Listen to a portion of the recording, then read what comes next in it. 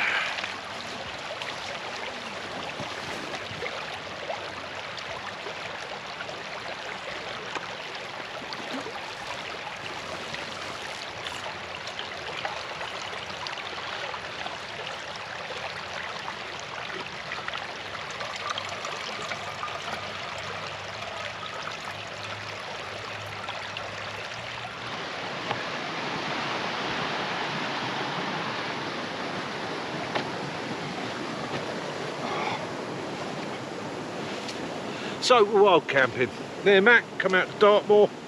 We're at a place called Bear Down Farm, 2 miles from Princetown. Beautiful site, I'll give you a look around it in the morning. Lovely people. Now this is a working farm. Unlike a lot of UK farms today, yeah, they've got to try and up their income somehow, okay? Farming's struggling. So these guys run a site here. If you come in the winter, it's £2.50 per head per night. If you come in the summer, it's £10 per head per night. However, only in the summer months do they supply 1 shower and 1 portaloo.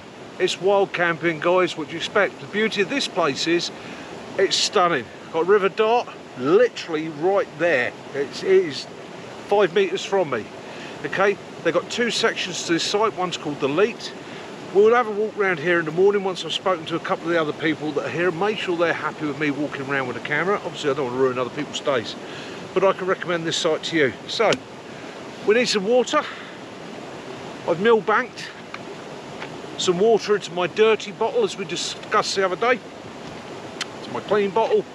That's what my drinking water's going into. Soya, and what I've got is a Soya Mini. Now, so what I've decided to do with this today is just go with the basic kit as it comes, to give you an idea of how it works. You can buy larger bags. The larger bags work better. Obviously, when you're trying to do more water, you can hang it up and do it that way. Now, one of the downsides with this, obviously you've got a very small neck there, okay? So it's get a funnel, or make sure you can pour well. So it's as simple as this. All you got to do is fill this bag with water.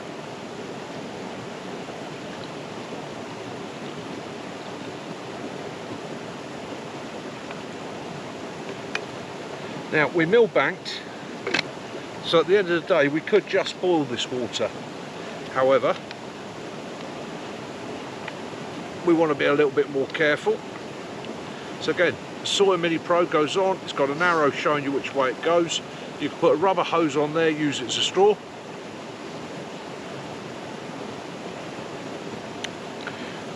No flavour to the water. And because it's a squeeze, you literally put it up this way, let it run. Now, the first time you run this, the water's going to come out a little bit cloudy, right? And all that is the elements in the filter, okay? Don't panic about it. It even tells you on the bag, don't worry about that. Right, once you've run it 2 or 3 times, that cloudiness will go. So, you increase the flow by squeezing the bag, and the filter doesn't mind that.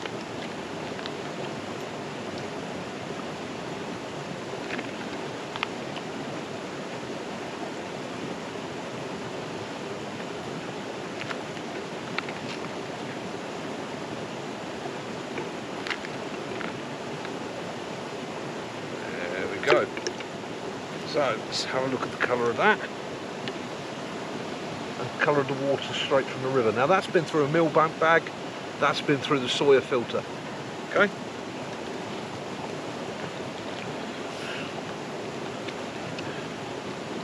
Take your filter off, put your cap on, make sure you don't get any contaminants in there. Oh, it's going to be a buggy night tonight. It is wet. It's humid. We'll probably get a smudge fire going in a bit. Might even have a squirt of the old insect repellent.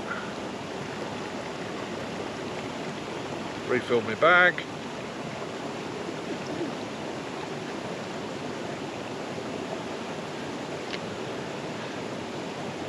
Just put the filter on. Cap off my filter. Take my pot.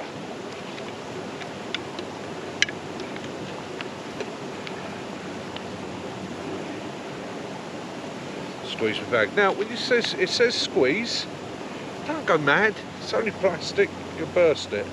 Okay, so you don't need to go absolutely potty with this.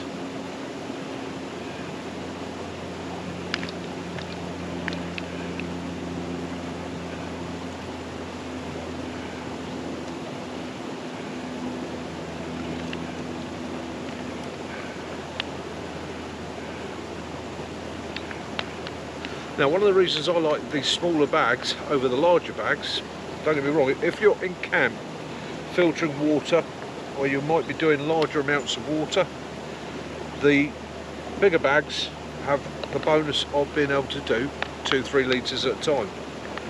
Bonus with this bag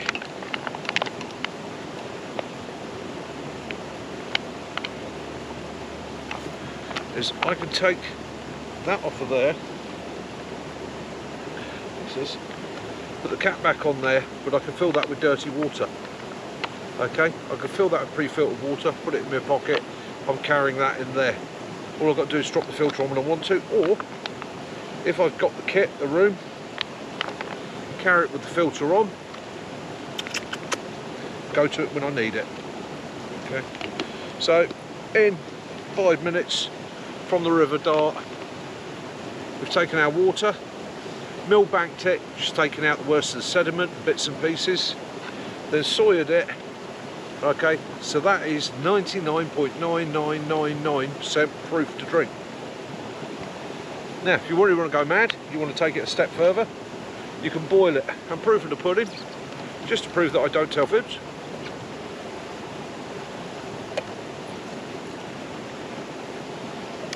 Tastes like water, simple as that. So there you go, water purification on the go. And remember, keep your water kit together. Now once you've got your millbank bag wet, try and keep it wet. Makes it work a bit faster for next time round. Now there's many methods for doing that. One of the ones you can go to is take your dirty water bottle. You don't want to get the rest of your kit wet.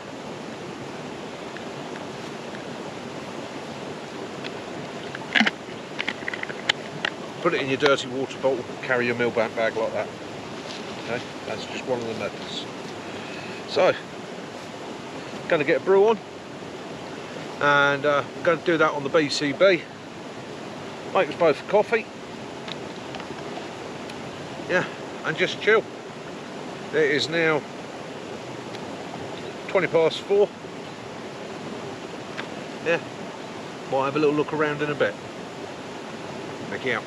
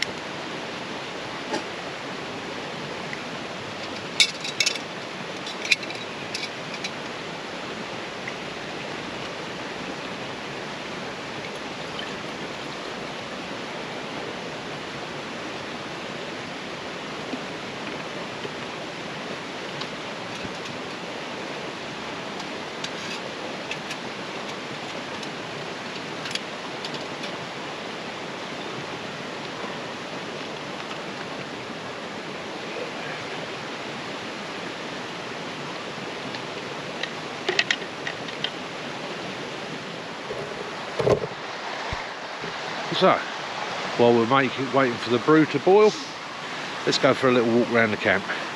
So, as you see here, today I'm using the One Tigris Smoky Hut for the first time. Yeah, quite happy with it. I've gone for the hog shelter inside because where we are is very damp. We know we're going to get a lot of bugs tonight. So again, me and Mac, as I was telling you the other day, we always carry hammocks with us, we go to it. Mac, he's running with the basher. Okay, so he's got a basher system, but again, he's using the hog shelter. So he's got no worries with the bugs and the insect tonight. If we were in a wooded area, we'd have both gone with the hammocks and gone with the tarp, simple tarp set up over that, because we're not too worried about the weather. And as I was saying, it's a Bear Down farm, Dartmoor. Look it up, have a look, you'd be mighty impressed. You get a box of wood if you want the wood. They ask you not to take from the trees and that, because again, this is an ancient site. So what they don't want is people coming in, hacking lumps off trees and that. The site itself, it's what you want for wild camping. It's a piece of wild ground, simple as that. Park fairly close. Or if you want, and you want to get right out of the way, you can go for a bit of a wander. Just take a look around the site.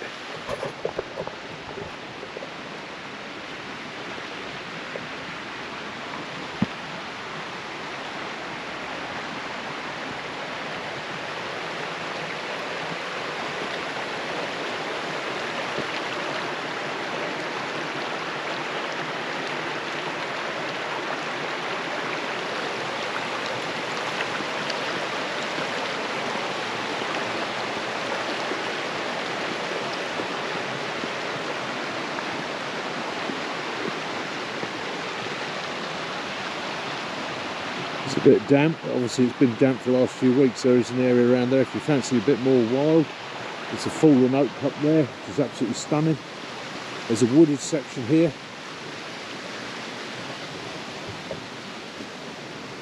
Like that. Look at that. How about that for setting up for a wild camp? Now you've got the fire pits all over the place, okay? The idea of these fire pits is to stop people from just lighting fires willy-nilly. They ask you to only use the fire pits that are already established, okay?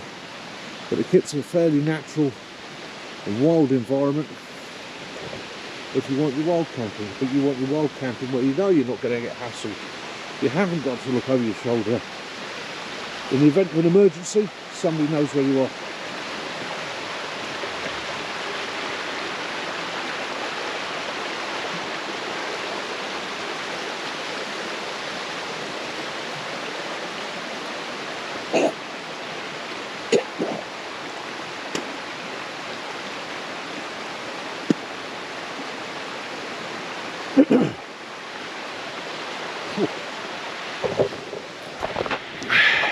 Fly, mouth, disappeared.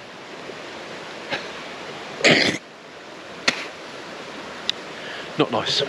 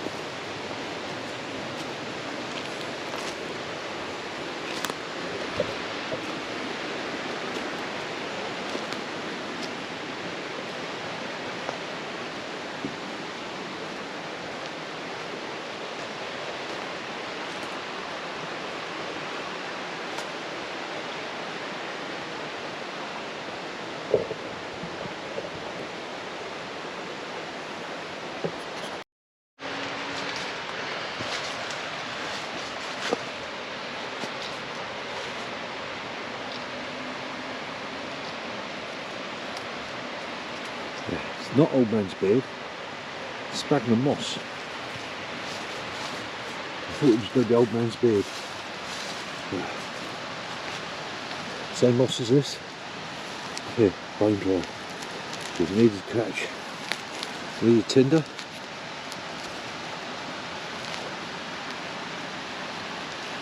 Bit of tinder.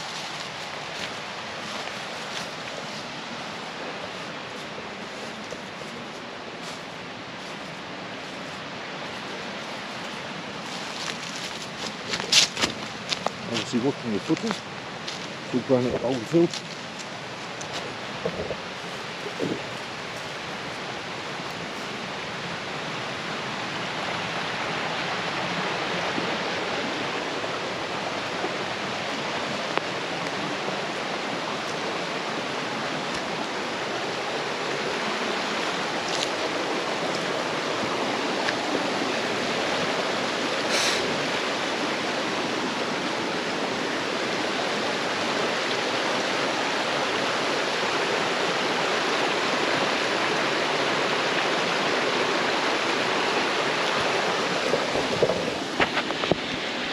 I think later on I may well be going for a dip. I might be going for a bit of clickbait. I might get the old MBs out and see if I can draw anybody's attention. Yeah, that water looks lovely. It does, doesn't it? So, brew's on. We're at the field. It's fucking stunning. Life enjoying it. So, coffee of choice for me and Mac today is Contact Coffee Co. Battle Prep. Don't know if it's mad strong. Want to sleep tonight, as Max just said.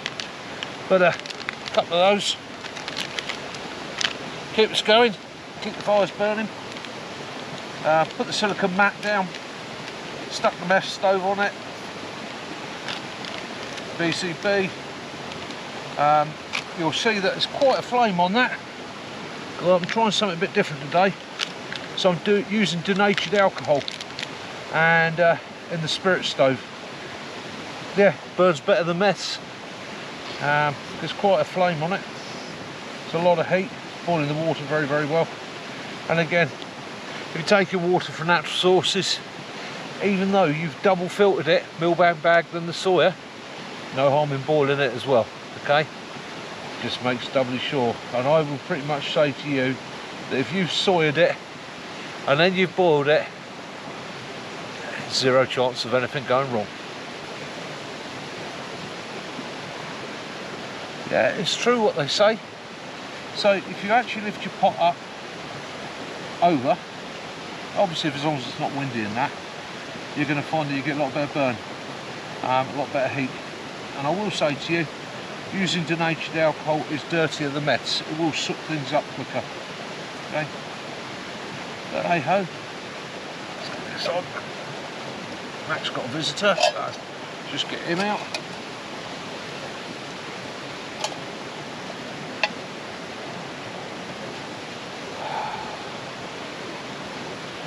Let that boil for a minute or two. It just makes double sure. Big rolling boil. So, yeah, it's turning into a lovely sunset. I don't know if it shows, but the sky's going pink. There's a little bit of cloud up there. Might get a shower tonight, but it won't be anything serious. Another 10-15 minutes, it'll be getting dark. So, before the light disappears, let's have a look round. So as I said before, Mac, basher shelter. Yeah, he's gone with the hog shelter here. Keeps the bugs off. Nice. Got the river down there. Nice gentle fire going. Means our wood's going to last a while. And dinner's cooking nicely over the coals. We'll keep that fed in for a while. Fire shelter. Yeah. Happy with that. Again, because I'm not using an inner, got the hog shelter inside, does me.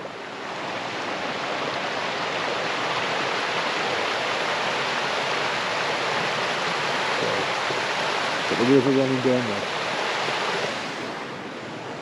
Oh, and of course, any of you ex-squaddies will know, Dr. Pooh, we got a Turdis, okay? Great thing. I mean, yeah, it's basic, okay? Not everybody's happy with a Portaloo, but when you gotta go, it's better than the old Arctic shovel in it, or going out with a combat shovel and having to dig a hole. So at the end of the day, you've got a Turdis, okay? Simple as. Got a water supply. If you want to use a water supply, you can go old school, like we did. Basically too lazy to walk the 500 yards to get the water. Got a swimming pool. Got wildlife, we've got the game camera out tonight. We've seen all sorts so far. We've seen deer, we've seen, yeah, all sorts, you name it. And yeah, the bugs are out, but what do you expect in a place like this? You know, you're Dartmoor. Set up for it, we're not being bothered by them, are we? Bit of a smudge fire going, we're sorted. And yeah, we're going to get into dinner. Yeah, got head nets if we need it. Got our head torches, we've got all that set up. We're good to go. So yeah, if I don't do another one tonight, it'll be because we're enjoying ourselves. But yeah, I mean, look at that for a sky.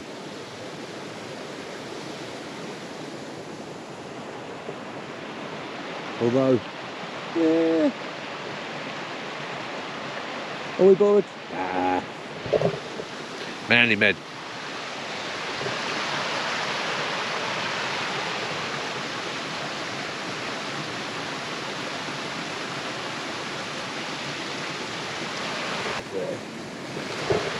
Oh yeah, that's it. There we go. So, brews on. Army hot chocolates. By the river. And there's a guy. Keeps leaving the gate open. Oh. What can you do? Some people shouldn't be allowed in the countryside. Should be banned. There you go. There you go, Sam. That's just for you. That's my Sam impression. All right, Sammy. Take care. Mickey out.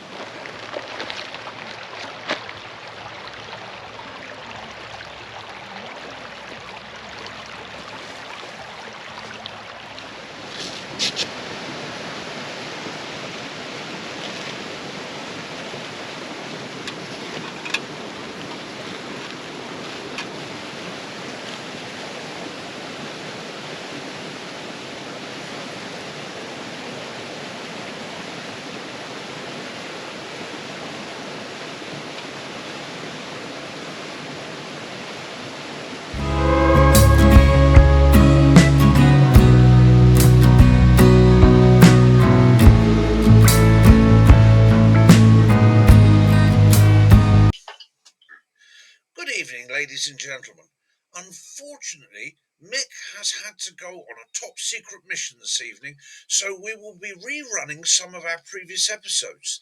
The idea being in this, that you guys can get together in the chat and have your normal Sunday social. You can get together and make comments, have a laugh, have a giggle, maybe leave Mick a message. Normal services will definitely 100% resume next Sunday, or Mick will be taken out, tied to a post and shot. Anyhow, this is Major Disaster, standing in for Mick for a minute. Have a lovely evening, enjoy yourselves, and know him, Kaz and Willow love you all. This is Major Disaster, Disaster out. Enjoy.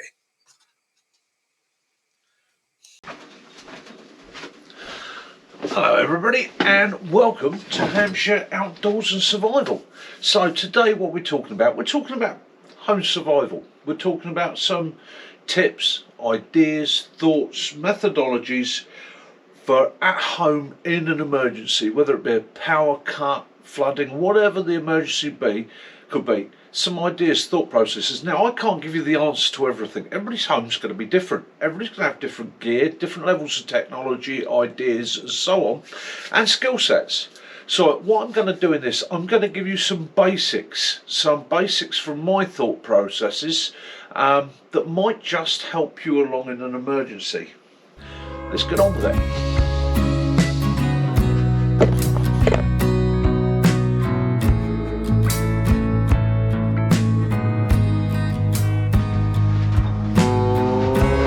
So guys, you find yourself in that unfortunate situation, an emergency.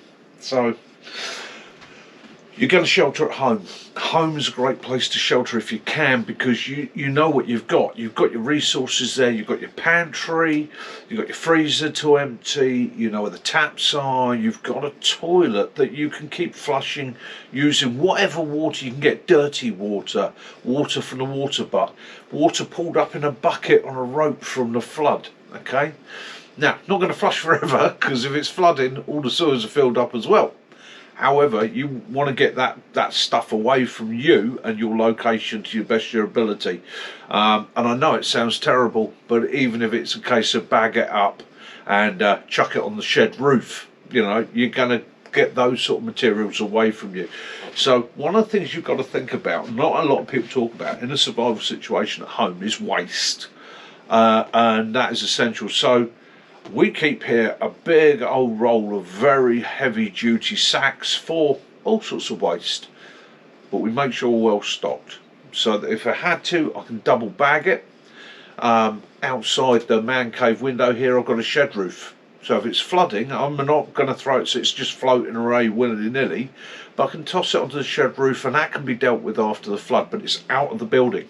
Okay, so if we're sheltering in place up here on the top floor because downstairs is flooded out, I'm not contaminating the area I'm in. That is essential. Right, let's get on to other things that can be really, really helpful around the house in an emergency. Willow, come on, mate. Willow, good boy, good boy. So here's one not many people talk about. Your pets, your dogs. Okay, so this is Willow. He's a Shih Tzu. He is also, like many other dogs, very, very warm. So he's my little hot water bottle. Okay, not only that, he's a companion, a friend. He's somebody that can keep your spirits up. He's also a damn good guard dog. He's more alert than I am. He's more sensitive to noise, sound and smell. So by watching and studying him, or keeping an eye on how he's reacting, gives me an idea of what's going on around me. And like I say, he's warm, toasty, cuddly. So I know a lot of people aren't going to like this, but in that sort of emergency, when you're trying to keep warm, get your dog on your bed with you. You'd be surprised how much heat you can share with your dog. And your dog will like it as well, because remember, your pets are caught up in your emergency alongside you. There you go, Willow. Thank you very much, mister. Yes. So yeah, think about your pets. So again, also in your preps for your food storage, think about them as well. It's no good. You don't want to be in a situation where you're just about scraping by and you're watching your dog starve, do you? So again, prep for your dog. So we're talking about shelter. That's one of the things. So starting with the basic shelter. So mylar sheets, space blankets. Now these things are absolutely brilliant, have many uses. Now in the sports world, which is where, well, it came in space, but in the sports world you can take a mylar sheet like this and you wrap it around somebody who's just run a marathon, and anybody that doubts these, go buy yourself a cheap one and try it. Wrap it around your body like that, and it instantly starts reflecting your body heat back to you. Doesn't generate heat, reflects body heat. Okay, it's designed to be an ultra reflective material. Okay, so straight away I can feel my body temperature being held within this, and it's warming up. Fantastic. Is that the only use? No, it's reflective. It is super reflective. So in hot climates, these make fantastic shelters. They reflect heat away as well as reflect it back. In cold climates, they can do the same thing. Now, one of the things you can do with these, and yeah, bear in mind I've bundled it up. Folding these is a pain in the bum, but you can do it, and I will do that later. But one of the things you can do is use them as coverings for your windows. Okay? By putting it up on the inside of the window, you're going to reflect light and energy away, whether that be cold or hot. Okay, now it's not massive improvements, but it's improvements, especially in hot situations. In hot situations, it works really, really well for stopping all that UV light and all that heat and all that energy coming into the room. It reflects it out. What I will say is you've got to be a little bit careful. You're reflecting light out, and if you've got bowls, divots and that, you're reflecting energy. So when you've put it up, you've got to have a quick look outside, make sure you're not reflecting any of that light like a focusing beam or a magnifying glass back onto anything that could ignite. Also, you may find some of your neighbours go, light keeps flashing off your window. So be it, it's going to keep you cooler. Now, the other thing you've got to ask yourself, yes Mickey, but you do that, will it be dark in there? Well, let's have a look. That is a mylar sheet up against my window. Okay, let's turn the light out, give you a better idea. There you go, mylar sheet up against the window.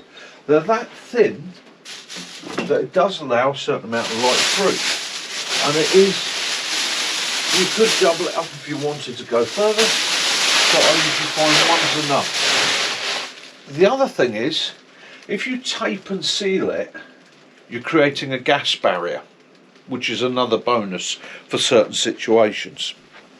Okay, so mylar sheets.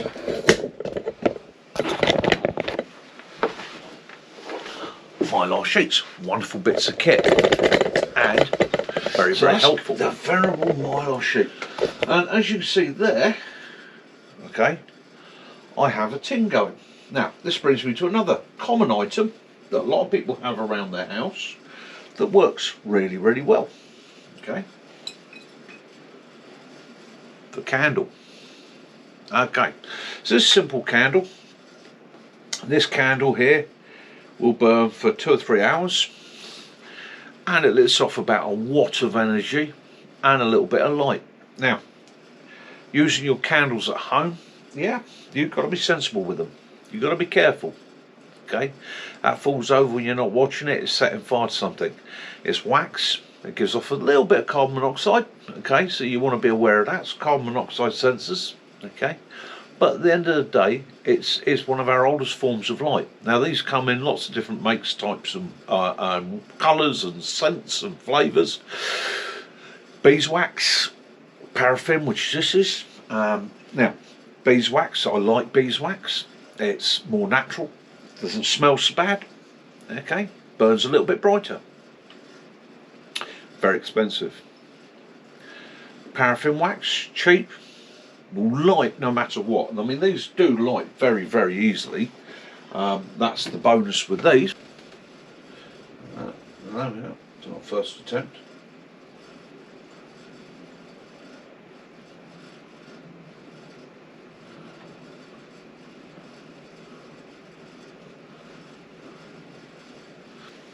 And there we have our old school candle.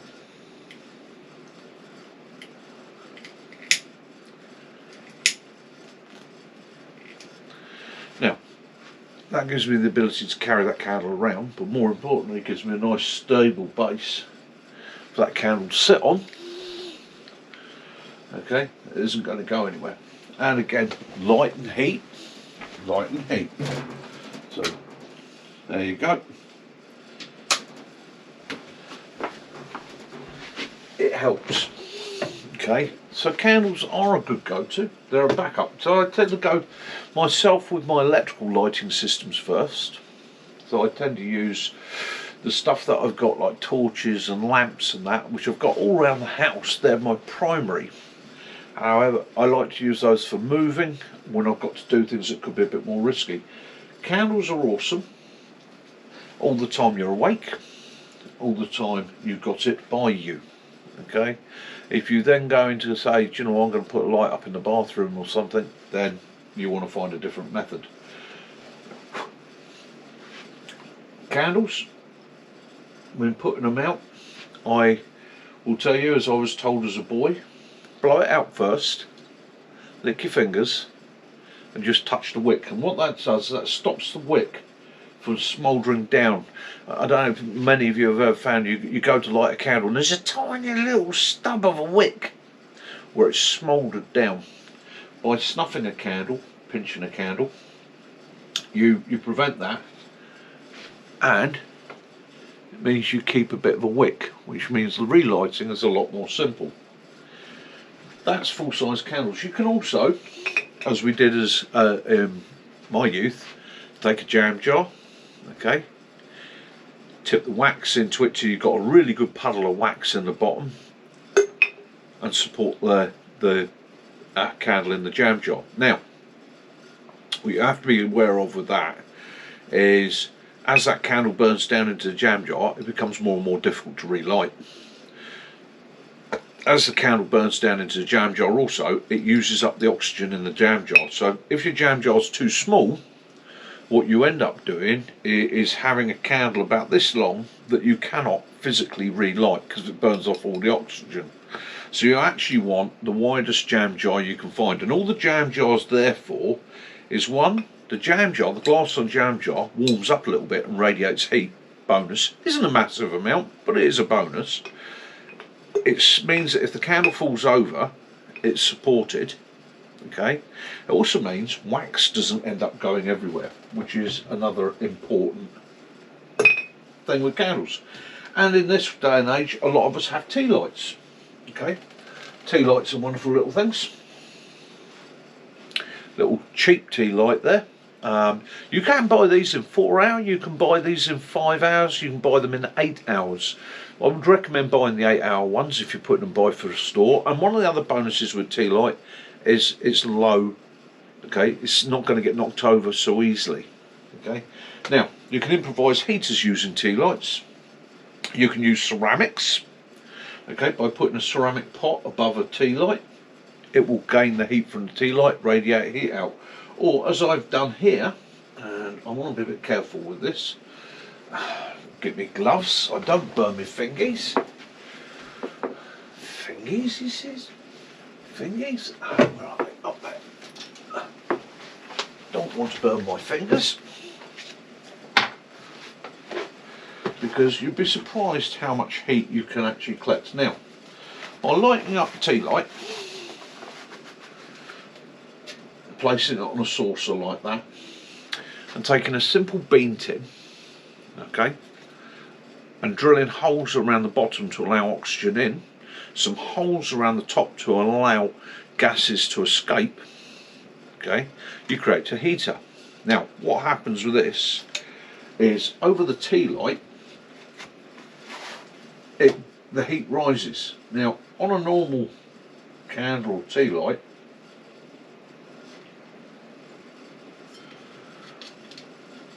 what will happen is all the heat and energy from those tea lights is rising up into the room, and you see they're not massive flames, but it's rising up into the room, and by about here it's escaped, it's gone. It cannot physically heat the air in the room. Okay, so that heat is cooling as it rises, not so much of a help. That's a bit better. What you can do is you can place a couple of tea lights under your improvised heater, and you can see it lets out a bit of light, which is quite nice, and it actually reflects it. But the metal on the tin traps the heat, traps the air, and warms the metal. The metal becomes a radiator, okay, and it contains a lot more heat. The heat builds up and builds up and builds up in there, and this metal gets warmer and warmer and warmer. Now, it doesn't get massively hot. I'm not talking a heat where 6 people are going to sit around in a room. However, it is holding heat. I put my hand above it like that, I can warm my hands, okay, just off the heat that's radiating off that metal. Whereas with the tea light, by there, it's gone, it's no effect at all.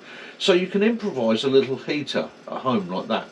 And again, these aren't massively powerful, but any amount of warmth is a help. Any amount of warmth that you can collect, that you can huddle over, is going to be the difference between being able to use your fingers and not being able to use your fingers. And if you put 3 or 4 of these together, or you put 4 tea lights in there, 5 tea lights in there, you improve the situation, you improve the ability of your heater. Okay, so that's candles. Other things worth thinking about putting in your stores at home are these, the heat pads. Okay, wherever you get them from, you can sometimes find them in cheap shops, pound shops, things like that. They're worth putting away, because again, they're also brilliant for those emergency heating situations where I tend to keep these back for those moments where I'm like, do you know what, I'm really struggling now to use my hands. I need an emergency heat, I need to be able to warm myself, I need to warm somebody else or get them sorted. That's where they would come in. Now, There is one thing better than a candle for heat, and it's quite common. It's out there. It's not necessarily the cheapest unless you know somebody that works in the catering industry. But if you know somebody in the catering industry, or you want to collect them and put them one by, these chafing gels, okay? Now chafing gels, these are the things you quite often see in restaurants underneath bowls of food or containers of food, and they just keep the food warm. They keep it relatively hot, okay? Now that's a 2.5 hour chafing dish, okay? That's fully self-contained. That will burn for 2.5 hours. It doesn't give off any toxic fumes, okay? And as it says here, hot, reusable, fondue, camping, chafing dish, emergency heat. Exactly what it says on the tin. These are a great item to have in your kit, okay? I'm just going to get my gloves back and I will demonstrate. You can, here, I buy mine from a company called Costco, which is a local store, very American store, but a good store. 2.5 hours to a tin.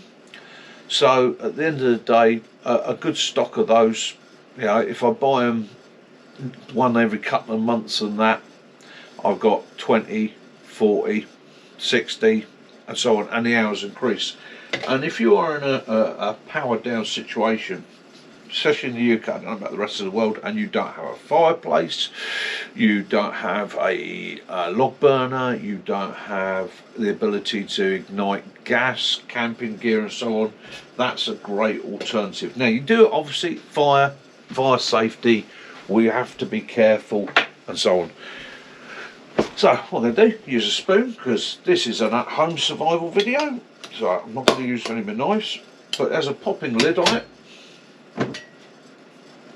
and when you open it up, it's a bioethanol gel, and it is just a gel, okay? So what you can do with that is you can place your gel out and it ignites very, very easily, okay? Now that does not give a huge amount of light, but I will tell you it does give quite a reasonable heat. I cannot hold my hand above it for any length of time.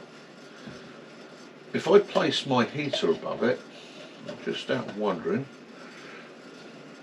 I might need to raise the hose up on it. We'll let that run for a minute or two and we'll see how much heat that chucks out of that improvised heater. Now I'm going to get a little bit of smoke because there is probably a coating on the tin.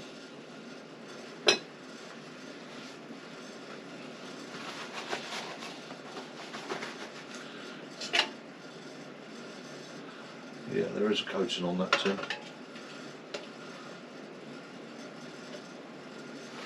But I can tell you straight away that is radiating out a lot of heat.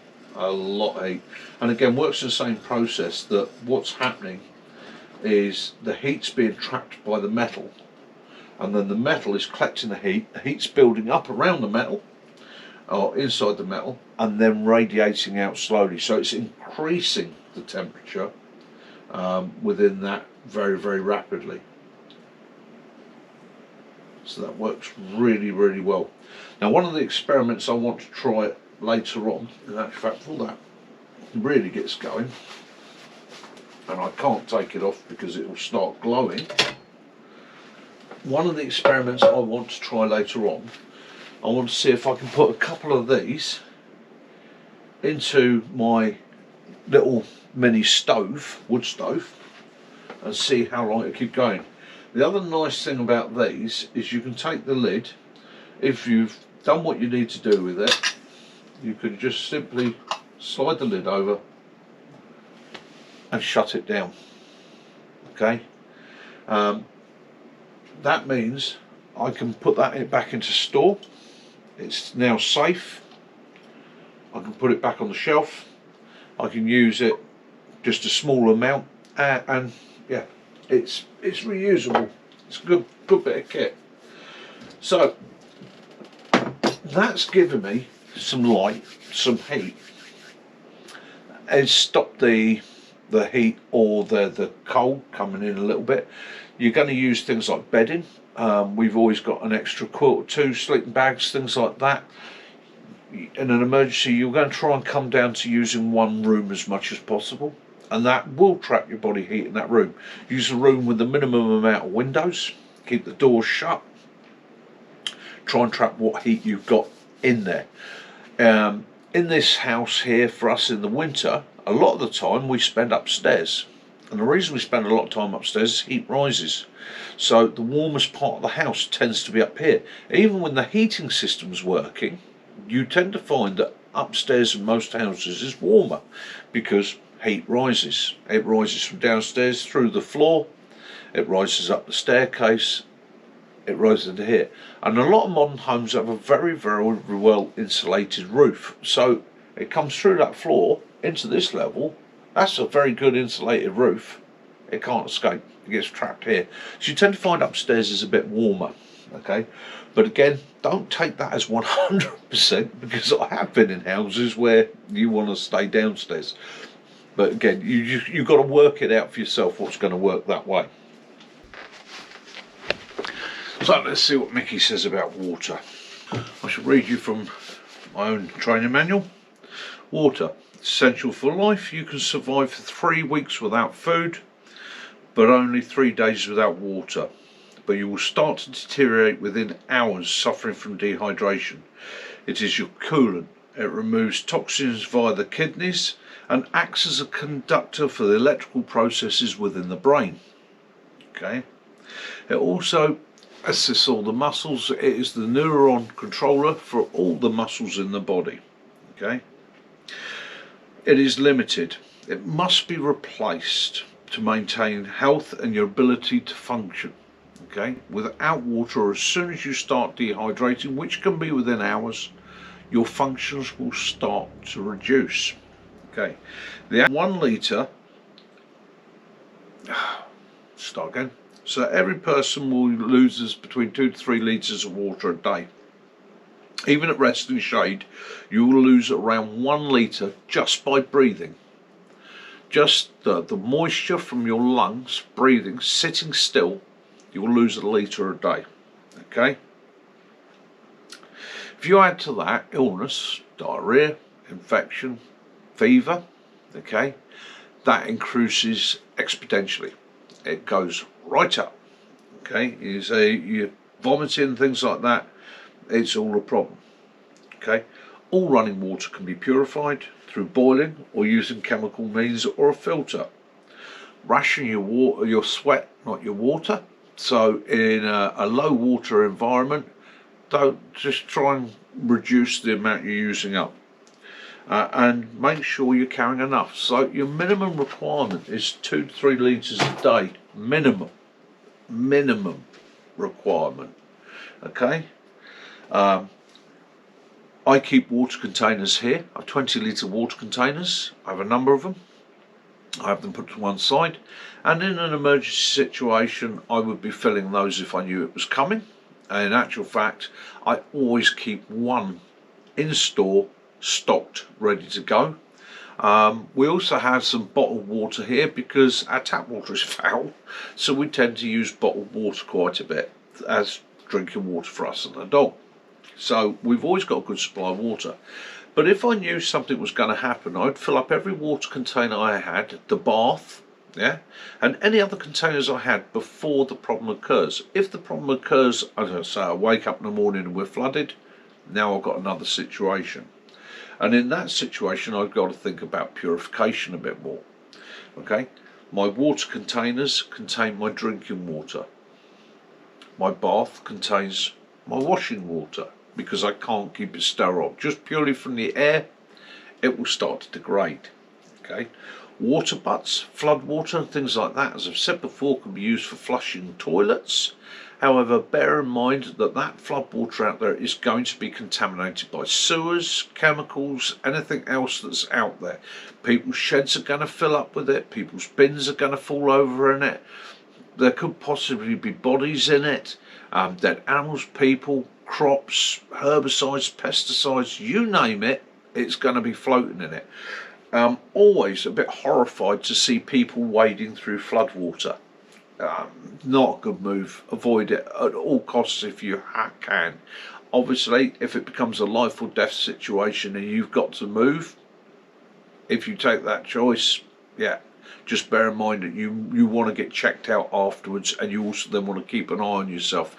If you've gone into floodwater, when you come out, the first thing you want to do is clean yourself. Absolutely scrub yourself down, bin the clothes, bag them up, bin them. Okay, get changed into something else. If you have to use alcohol, soap, whatever you got, get yourself clean. Decontaminate yourself. So, there you are at home. So, filtration at home. Now, you could, and I was hoping to do some videos on this, have something like this. So this is an IT Hill water purifier. It's a reverse osmosis water purifier. However, unfortunately, when it was sent to me to review, when it arrived here, the box was really damaged. And I thought then, I wonder if this had gained any damage. It doesn't look like there's any marks on it. However, when I fired it up, the pump's not working, which is a real shame. Real shame, because I was looking forward to really putting it through its paces, testing it out for you guys. So it doesn't work. I got hold of the company, said to them, what do you want me to do? It's not working, the box is damaged and so forth. And basically they said to me, send it back at your cost. We might send you another one. I'm sorry guys, I don't have the money to send you that back. So it's going to sit on the side. So there's my review. There are lots of other people who reviewed it, and from what I see, it looks like a good bit of kit, but I haven't been able to really test it myself, which is a shame.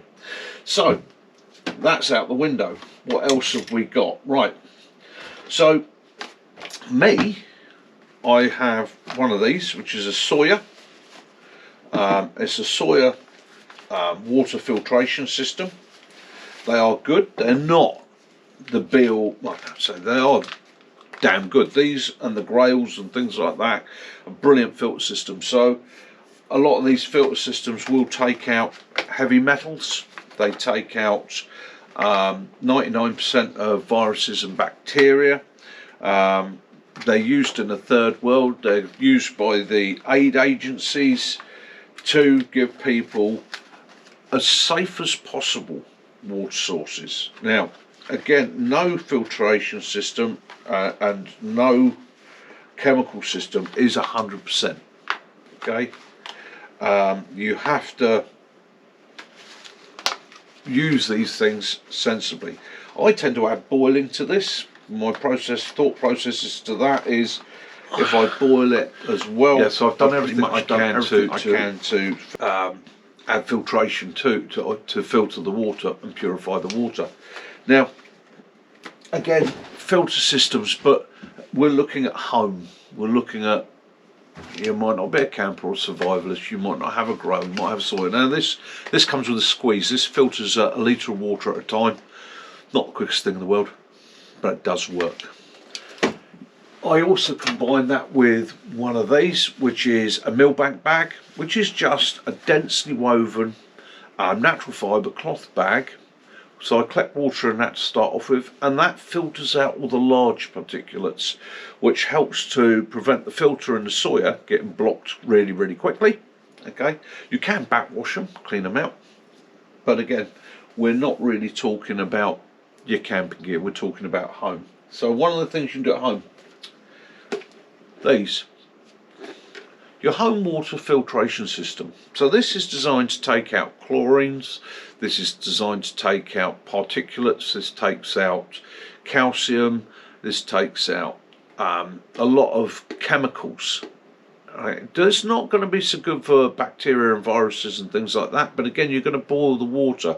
So these filters in these are a good emergency backup. They're not the be-all and end-all. The water's got to be boiled, okay, but they're a good starting place. Now you get a jug like that, that works quite well. and I can put a couple of litres of water through that as a go.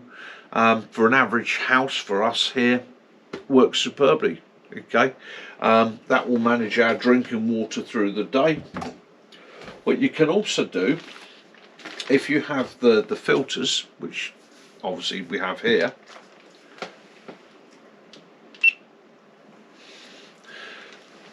I tap that. So if you have the filter, I have one of these filters, what you can do is you can take a bag, okay,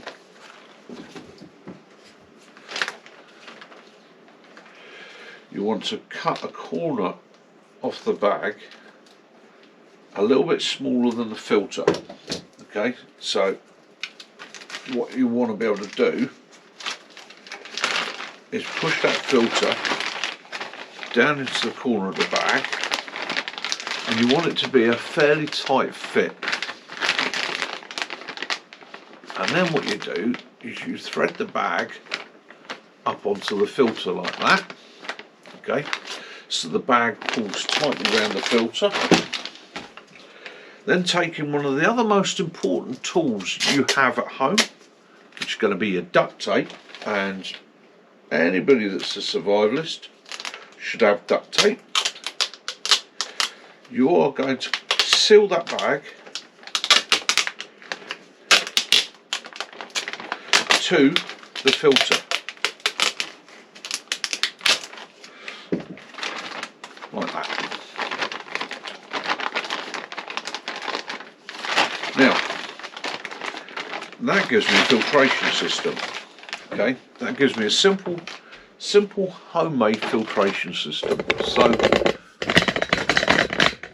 all I've then got to do is I can hang the bag, or fill the bag,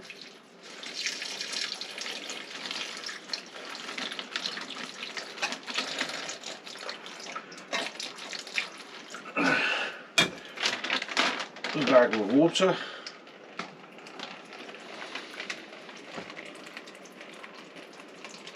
and I'm filtering my water.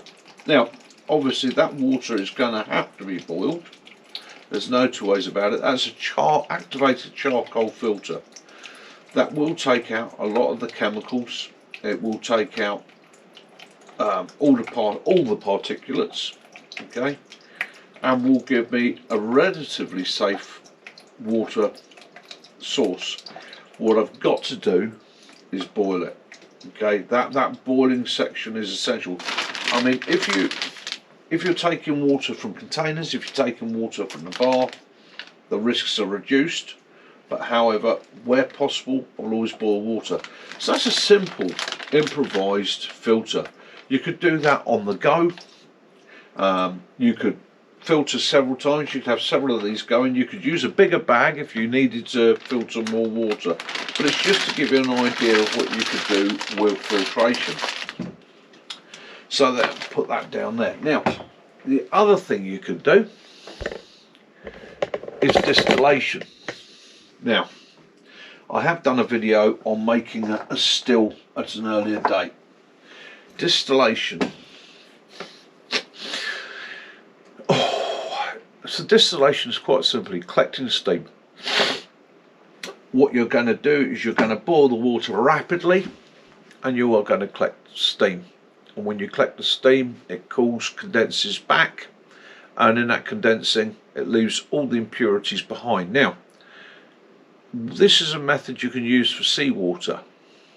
Okay, distillation is one of the few guaranteed ways of actually being able to purify salt water. Okay, works superbly. What you're going to want, you can use, or you can improvise it at home quite simply by using something like a kettle. Okay, so if you're going to go through all the processes of making one today, because it's a pain in the arse, to be honest with you, but this is the theory. You take a kettle, bigger the better, 5 litre, Big Bertha, we like her.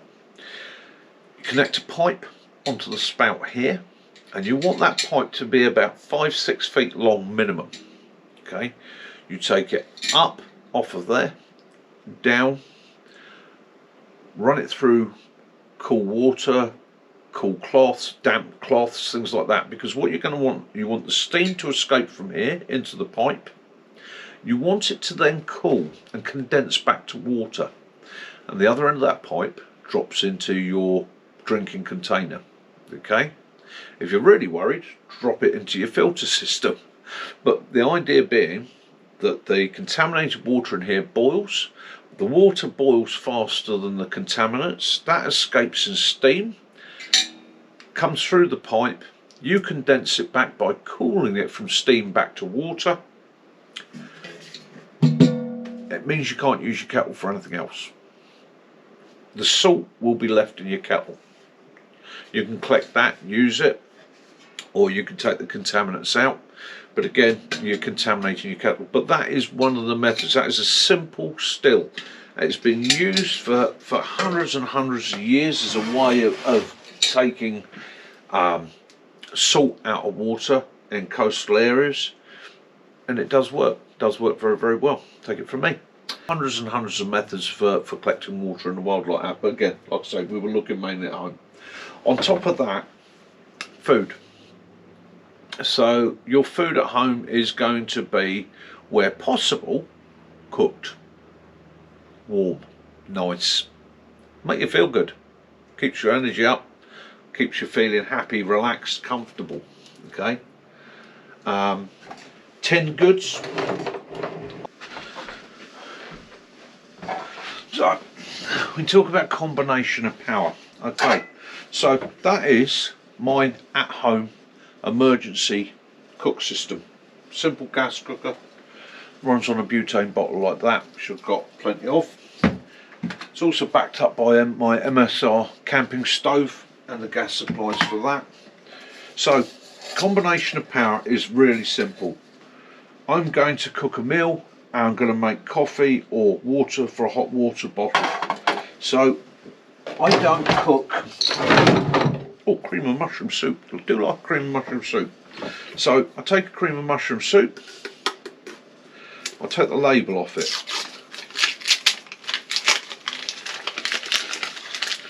Take the label off of it. Right, these ring pull tins are real helpful, because what I do is I crack the top of the tin, and if it's a sealed tin, a couple of holes in it. I put that in there, and then what I do, I fill round it to about 2/3 of the way up with water. So that's a jam jar of water. That jam jar, there's enough water in there for 2 cups of tea, possibly 3 small cups of tea, coffee. Enough water in there to fill a hot water bottle, wash with, so on. And that's my cook system. Now, this works 2 ways for me.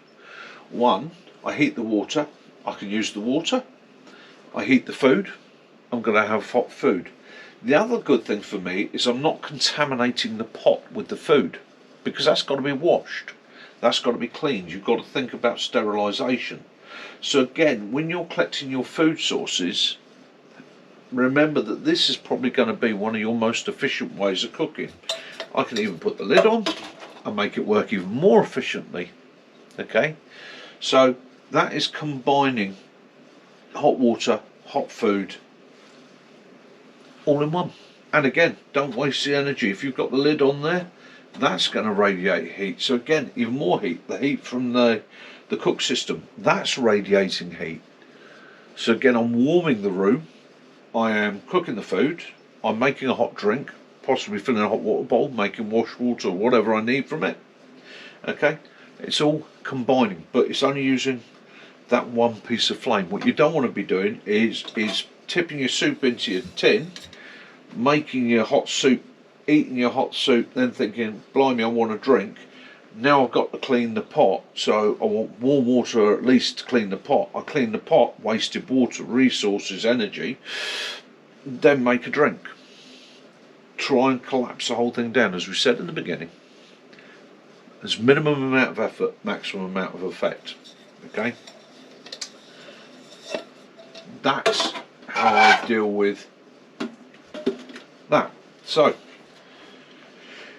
whether it be on gas, whether it be on chafing gel, whether it be on your MSR, there you go. So there is an element of preparation has to come into your home survival, okay? Because without that, I'm screwed. Yeah? So think now, look around your home now. Think what resources you have. Now I'm lucky, I've been doing this for donkey's years and I've built up a huge amount of resources.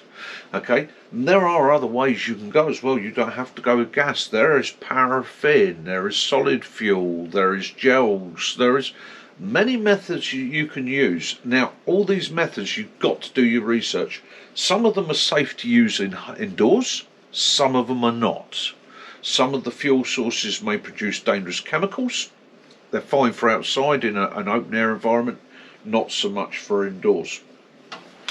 I'm not going to go into using bleaches and things like that as sterilising agents. I would expect you to do your own research on that. Chlorine is a great sterilisation agent, and yes, you can use bleach to sterilise things like water and that. However, you have to be extremely careful.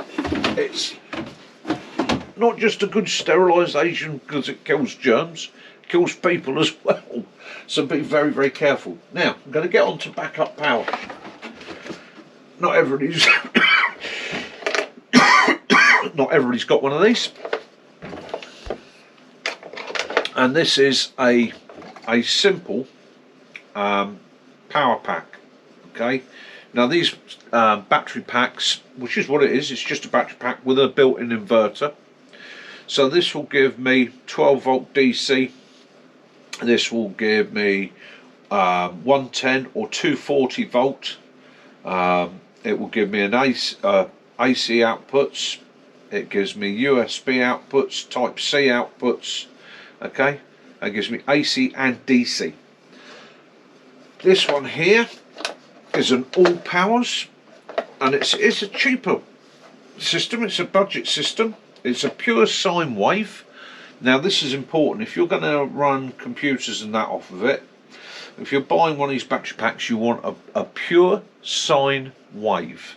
And that means that the power output won't interfere with your computer. Some of these pulse their power, and some of them actually give a power output that is not going to cause problems with your computer. If you're not going to be running a computer on it, it's not so important. It recharges through solar, household input, okay, and 240 volt, 12 volt cigarette lighter type adapter. It will store energy quite a period of time. And this one here, so this AC output is 220 volts, 50 hertz. Battery capacity is 288 watt hours. Okay, rated output 350 watts maximum. Solar input is 18 volts. AC input is 220 volts. DC output is 9 volts and 12.6. USB output is 5 volts, 1 amp.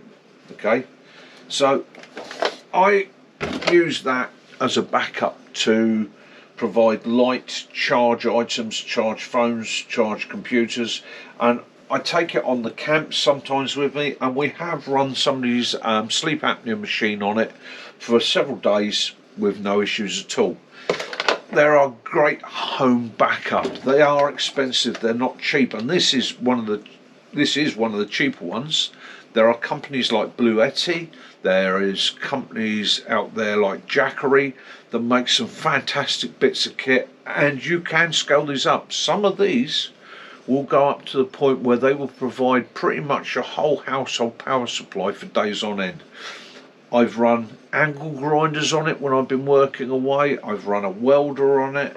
Like I say, lights around camps. These really are worthwhile investing in, especially if you're in an environment or a place that's you think you're going to lose power. Okay, because again, you can charge it on solar if you wish. So they are a fantastic backup, easy to use. You literally plug and go. So that's my power bank. So I do have a backup electrical supply. The other way you can also go, especially if you've got you're relying on phones and that, and phones are essential. One of the things you don't want to be doing is rationing your phone in an emergency. You don't want to be sitting there thinking, I better turn my phone off, I better save the energy, because people may be trying to contact you, or you may be needing to contact others. So again, this is my car charge, well, jump start. It's a jump start pack for my car.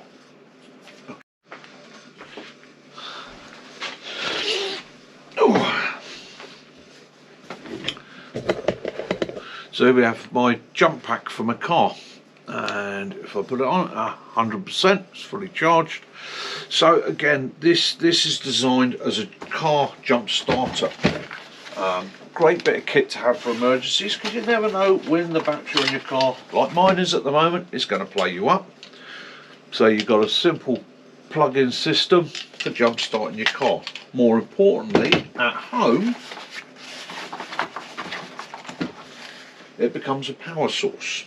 Okay, so on here at this end I have outputs here for USB type C power outputs, okay, and they are USB out, USB-C, so that I can charge phones, I can charge bits of equipment, I can use it to back up power on my computer.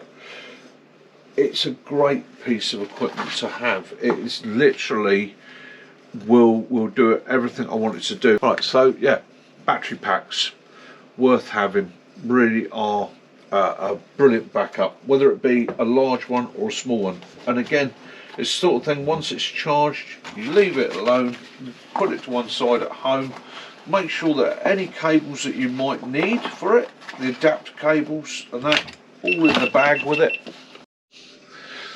So battery packs, they're worth having, okay, whether it be a large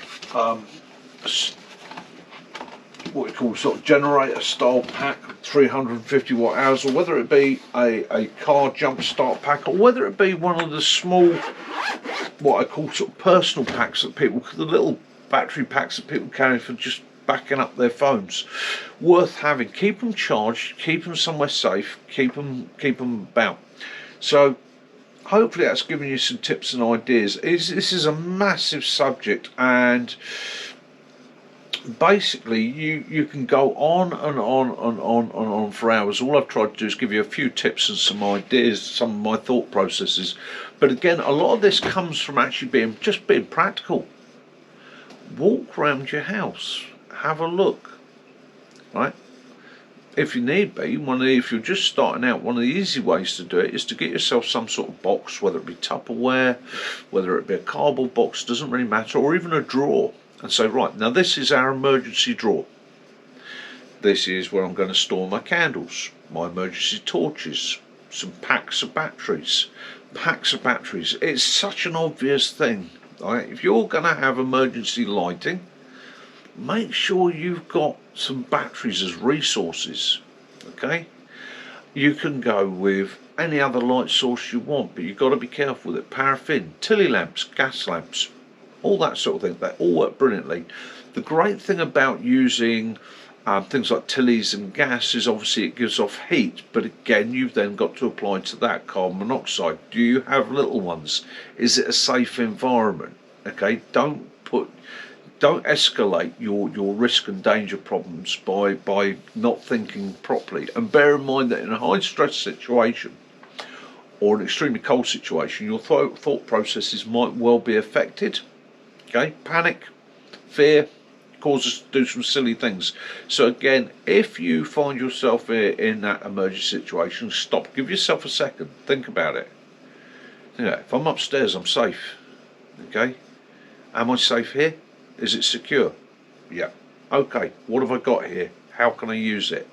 Okay, if you've pre-thought this and you have your gear put to one side and you've run through the process in your mind, you've given yourself the edge, and that is one of the things to do. I've always said to people when they say to me, how do you learn? I say, well, I learn because I love to read. I love to learn from other people's experiences. YouTube's great as well. by watching my video, you've already self-loaded your brain, okay, with these ideas and methods here, and you're probably already thinking to yourself, yes Mickey, but I can improve on that. Yes Mickey, I'd do this or I'd do that. That wouldn't work for me, but I would. It's that thought process. When the emergency then occurs, you've already got that. When an emergency occurs, that means you've already got that loaded in your brain. So that little bit of thought process, that little bit of knowledge beforehand, that just thinking through what would you do in that situation, it equips you. It gives you that edge. It gives you that bonus. Okay. So again, that's one of the tips to prepping is have a think about it. Make a game of it. Sit and talk about it with your loved ones. What would we do if? What would we do if we're snowed in? What can we do if we're in a flood? What could we do if we find ourselves broken down in the car in the middle of nowhere? How would we get by? We could be stuck for hours. What would we do?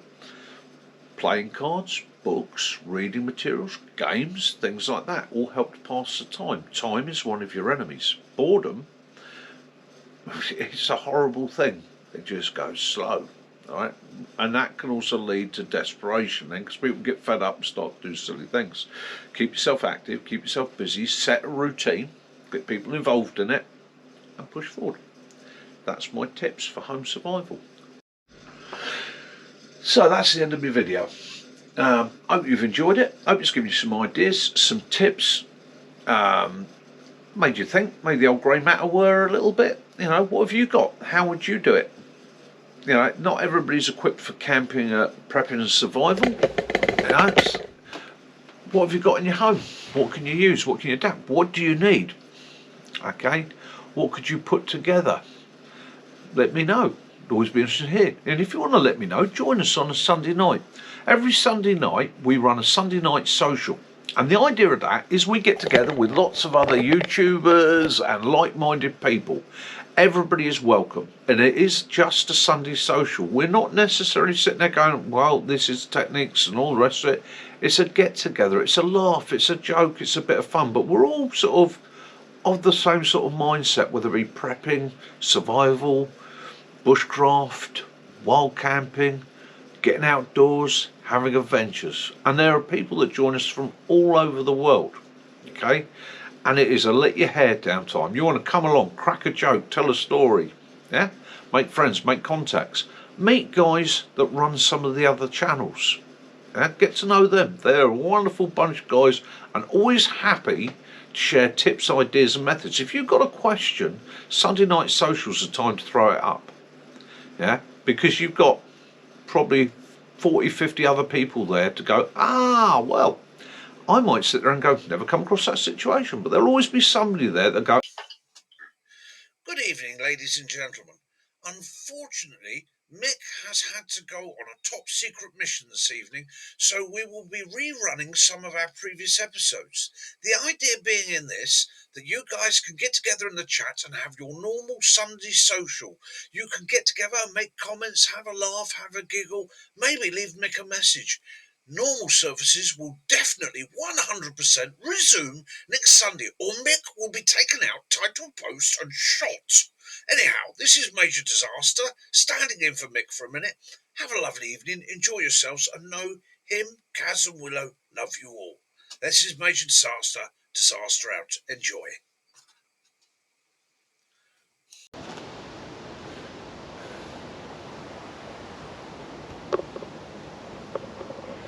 No digging, no metal detectors, no flies.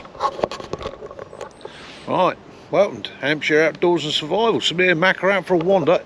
Literally, what, 4 minutes from Aldershot Town Centre? You're walking 5. Walk it in 5 from Aldershot Town Centre. So this is a small woodland, literally slap bang in the middle of Aldershot. This whole area is surrounded by housing. It's a small woods set aside literally for locals to walk their dogs, get a little bit of exercise and so on.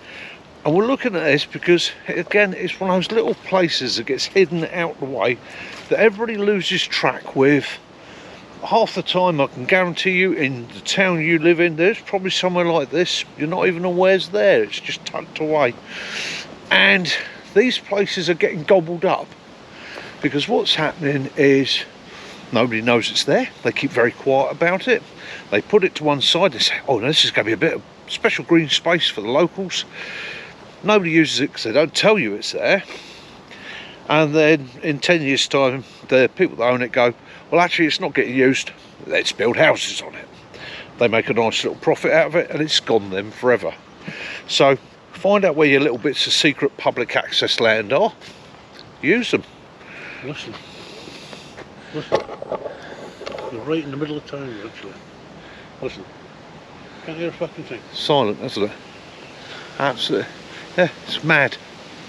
Mad. You get the odd motorbike or something in the distance, but it's crazy that I might actually have a, when I do the editing at home, I might take a picture of the Ordnance Survey map for this area and show you really how small it is and where it's tucked away, because it yeah, and I've lived in this area for donkey's years, never even realised it was here. Tunnel. Oh, One of the tunnels that leads down into, yeah, I think it's an air shaft. yeah, Because you know there's a big tunnel run. yeah, yeah. They're all part of the tunnel network. They've definitely filled that back in, haven't they? Yeah, air shaft, I believe. Oh, this whole area is filled with tunnels. There's a big tunnel here. Yeah. There's actually, it's from World War One, going from the Cambridge. It actually goes all the way down to underneath where the undertakers is in the bottom of town. I don't think that was deliberate, but No, it was just the way it worked out. Yeah. So yeah, some fantastic history and a beautiful place. And look at some of these trees. I mean, these are ancient trees. Yeah, that oak is ancient. There's one problem here, Mick, is you'll notice it straight away dead. Yeah. There is a lot of dead trees here, Mick. Yeah, that's just lack of management, lack of maintenance, lack of care. I mean, a lot of these silver birches are getting towards the end of their life. Tons of silver. Well, you'll see it in a minute. Yeah. There is a lot of silver birch here and a lot of it's dead. Yeah. But that's just no management, is it? That's and the thing is with silver birch, in the world of trees, silver birch is quite short-lived. You know, it's usually one of the first to take over the area and one of the first to die. Beautiful silver. You could take a drive through there on your way out. Yeah. So somebody building a bush camp. Yep, there's another one followed in. Yeah. Excellent. That's the kids, mate. Excellent. Well, that's a good thing. Don't mind the kids doing that. Yeah, got yeah, we'll have a slow bimble through. Take a look.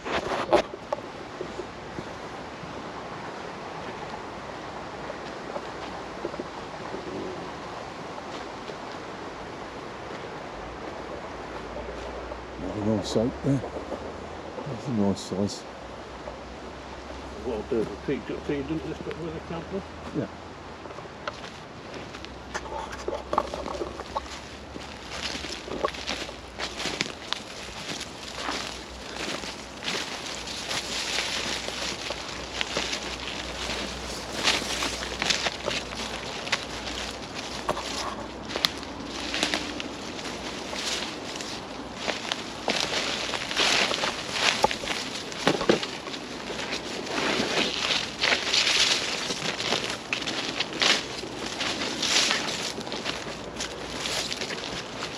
When you look at this place, it's been something at some other time.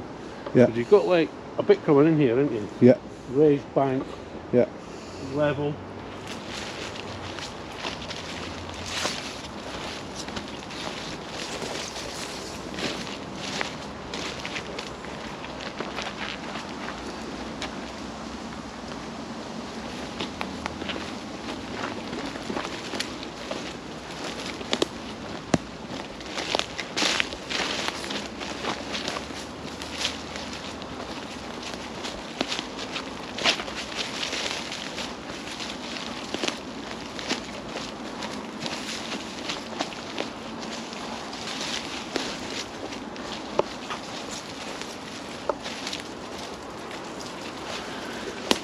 Perfect. Look at this. Good light. That's spot on. Good one hammock. Yeah. From there to there. Yeah. I had my hammock from there and across to there. And what we thought was, somebody's been here. Somebody's been here.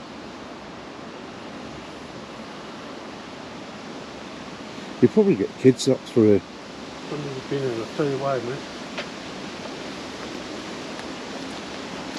Because this, I put over, like, the idea being to get a few more of them, because they're all over the place. And this is just, yeah, it's just leave matter, mate. Yeah. At the first stage peat. So yeah, absolutely fucking spot on. Right in the middle of all the shop. Right in the middle of the town. 100 metres that way, Mitch. Housing. Yeah. 100 metres that way, housing. And what? Yeah, absolutely perfect, isn't it? Absolutely perfect. Spot. Lovely. And that's what you want, isn't it? Is it a nice little tucked away local spot where if you fancy just a bit of peace. I mean, let's face it, on a Sunday afternoon, you just wanted to get away for peace and quiet. You come up, sling the hammock up, sit back, enjoy the peace, the quiet. Yeah, Nobody's going to bother you. It's just a nice little spot, this. Yeah. We've got all the way down this level. That's mad, yeah. Yeah, we'll follow it further down.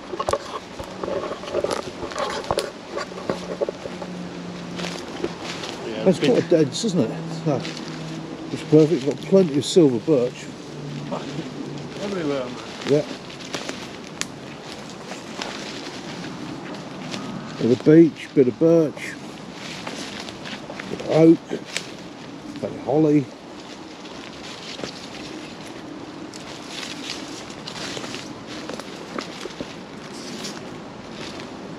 See, somebody's been up here. None of these were down.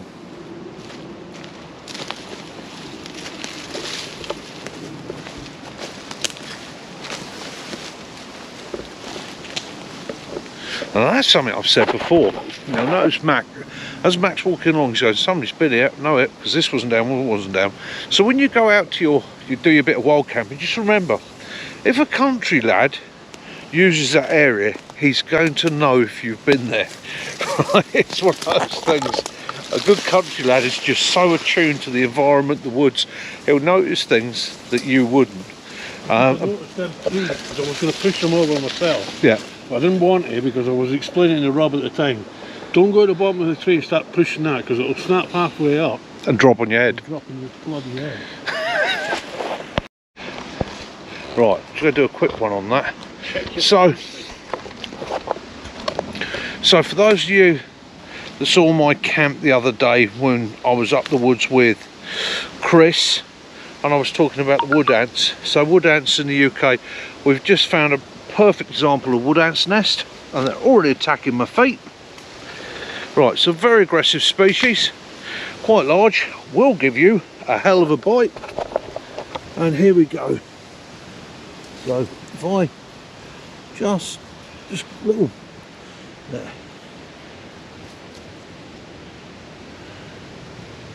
Yeah. See, already attacking my trousers, my boots. And that's quite a large nest. Very aggressive. I found quite a few of them. Yeah, very aggressive. Natural species. Yeah. They're not foreign or anything. Protective. Yeah, they won't do you any harm if you leave them alone, but you don't want to be somewhere where they can find you as a food source. They do taste zingy. That's the easy way to describe it. Formic acid. Soldiers carry a lot of formic acid in their abdomens. So basically how an ant works, he bites you, tears open the flesh with his he tears open the flesh with his mandibles and then curves his bum round, gives you a little squirt of formic acid, which is what stings. So if you bite the bum off an ant, you'll get that zingy formic acid taste in your mouth. It's ants. Don't really like them myself, but a handful of ants a day keeps the doctor away apparently.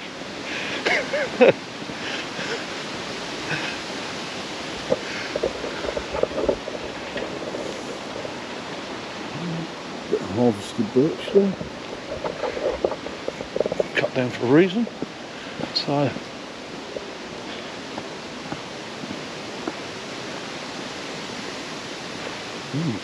interesting. Interesting.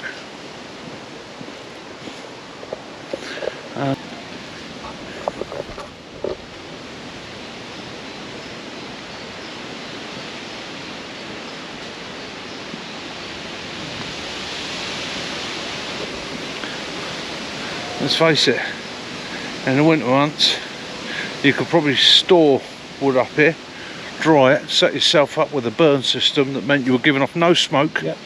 And you could shelter up in here through the winter, keep yourself warm by night, dropping into the town to forage what you needed through the day.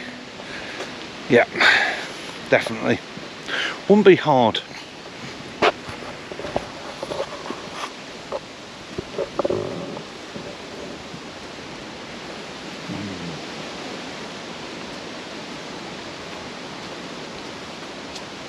Mickey here.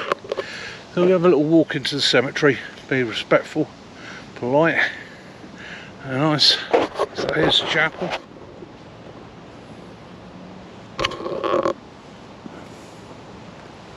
You come in. So, who's the very first one?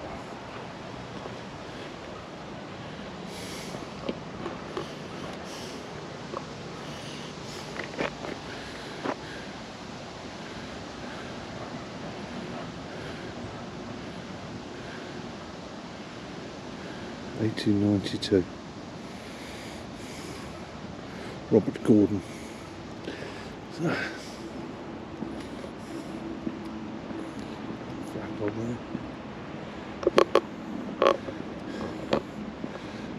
Chap.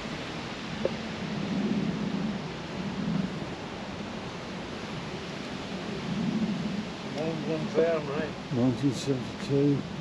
I was looking at someone. Letter. 1893.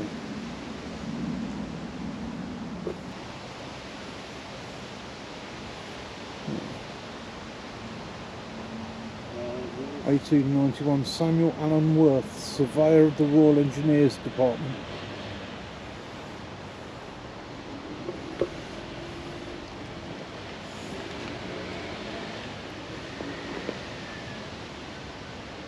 Chaplain to the Forces, 1860.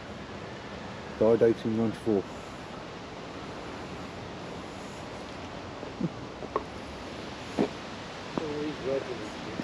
Lancel. Oh, He's regiment.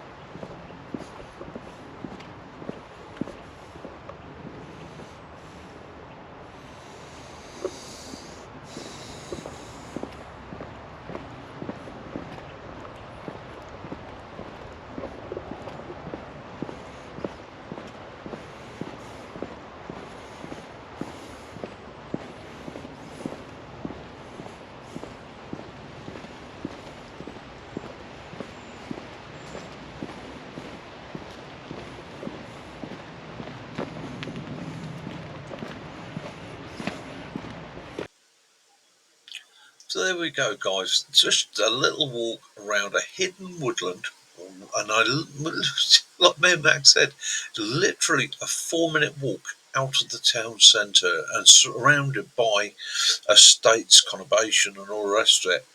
But hardly anybody knows it's there. It's used by just a handful of dog walkers and people that live right on the edge of it.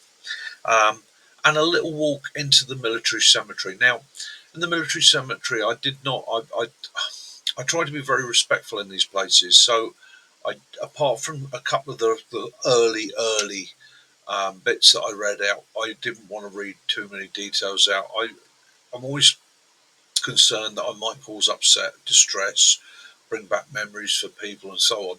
So again, we walked through a cemetery, and we spent about an hour in there having a look around. Fascinating place. It's left me with some history I want to look up. So there was some graves in there for other nationals, and I'd love to learn their stories. So I've taken the details and that, and I'm going to look them up, see if I can find a bit more information. And if it's interesting, I might actually do a video and a story on. Other than that, it was a very beautiful and peaceful place.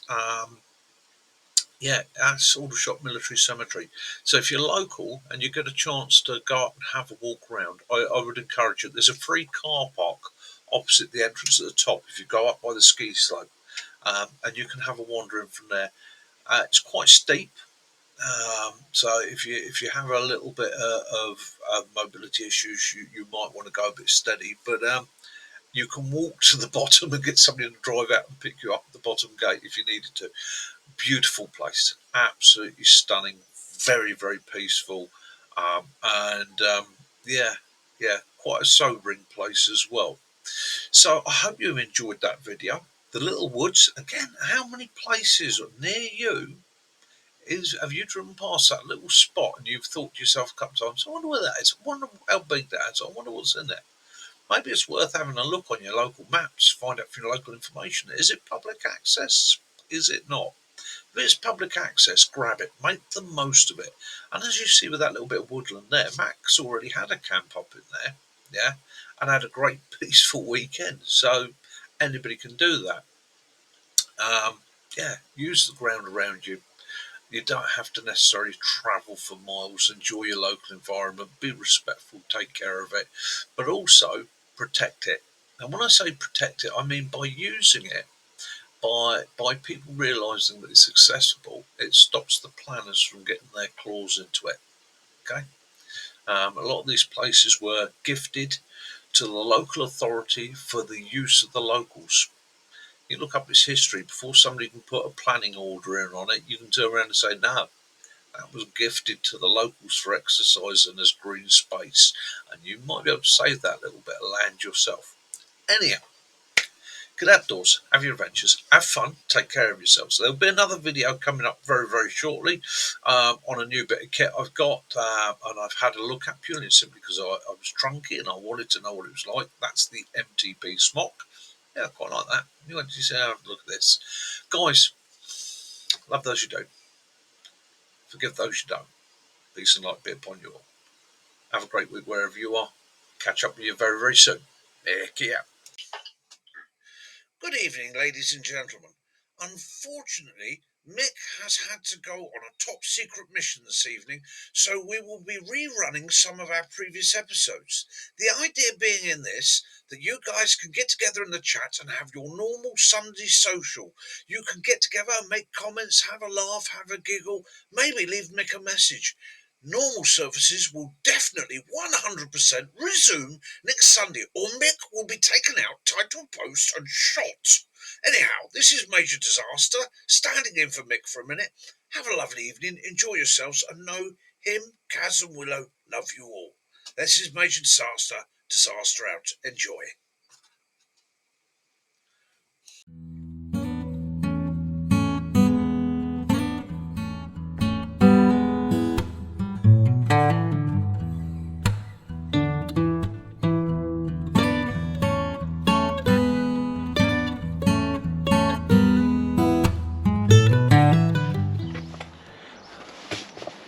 Hi, welcome to Hampshire Outdoors and Survival.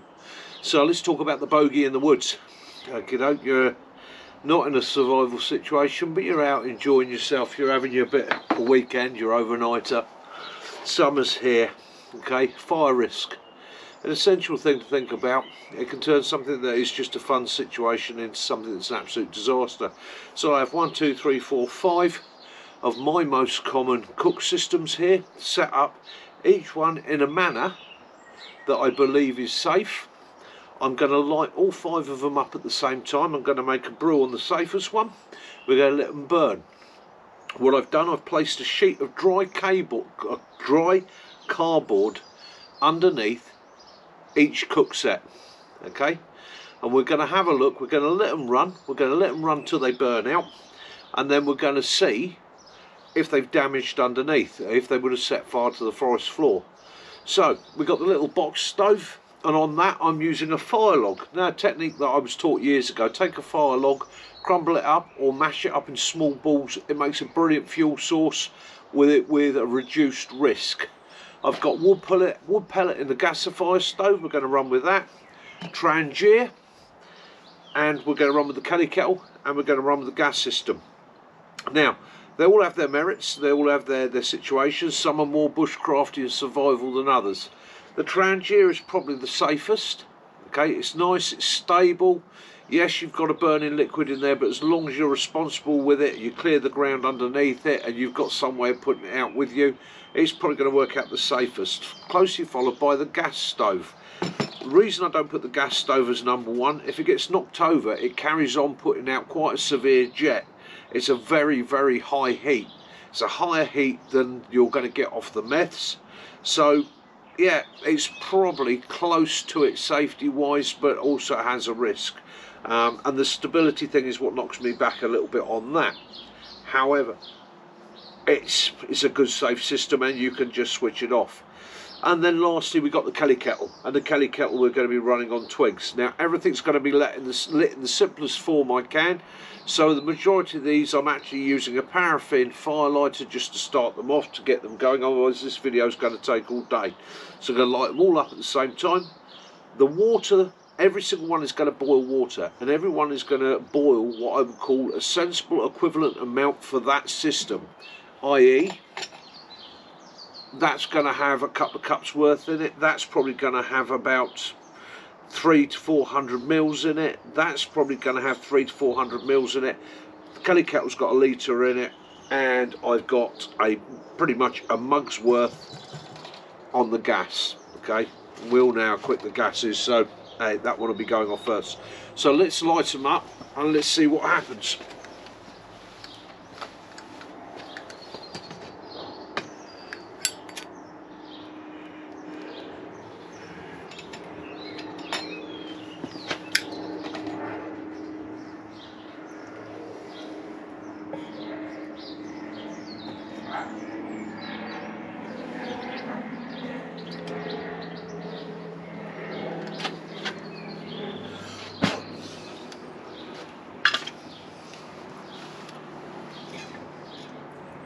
Put our receptacles in place.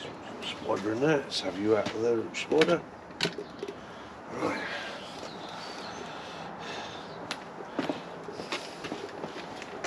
So as you can see, it's going to be a bit smoky whilst the paraffin burns off on the systems. But hey, we're doing it at home in a safe environment. Let's get the gas stove going. Let's get that ripping away. And again, we'll see how these impact. Now, the fire log trick. So we've all seen these fire logs. If you take one of those fire logs, break it down into 4, mush it into a ball, you can wrap it in cellophane, put it in a sealable bag, whatever you wish. Okay, they make a very good fuel source, and they're quite a safe fuel source because they're stable. They tend not to spit, they tend not to throw out so many sparks. Again, so it works well. At the end of the day, you know, whatever works for you. You could be working with twigs, you could be working with fire gels, you could be using hexamine. All these systems will work, but every single one of these systems obviously produces a naked flame. As these items come to the boil, I'll take them off the boil, and we'll have a look and see what sort of damage the stove does to the ground underneath it. Right, so tricks I pull for safety, turn that hose off, tricks I pull for safety, and as I would in the real world, the little stove here is inside a mess tin. Mess tins, they pack into almost nothing, okay, so you can fold that and all your fuel source and everything into a mess tin and use the mess tin as a base. But as you can see, as the wind blows, it's not going to be very good if you've got lots of bracken and nettles around you. The gasifier stove, yeah, it's nice, it's controlled. However, as we found in the past, its downfall is it throws a lot of heat out underneath it, okay? So, let's move that back a little bit. So I've sat that on a piece of foil. Trangier, again, nice windproof system. It's nicely controlled and it's nice and stable. Kelly kettle, Kelly cable. Kelly kettle does what it says on the tin. However, I can already see that it's not working out for us. It's already starting to set fire to the cardboard underneath. So again, the Kelly kettle must be positioned on something stable. It must be positioned on something that's not going to ignite. Worst one to boil a litre. It's a Kelly kettle. We'll take that.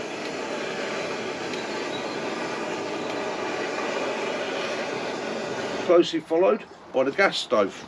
We'll take that. Whilst we're taking that, I'm going to make a brew.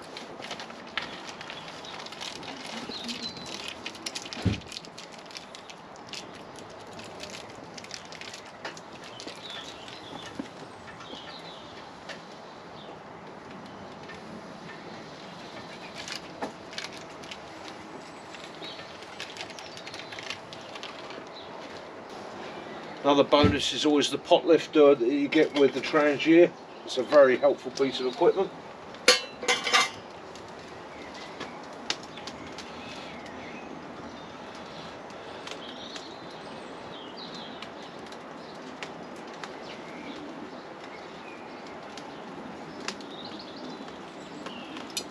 And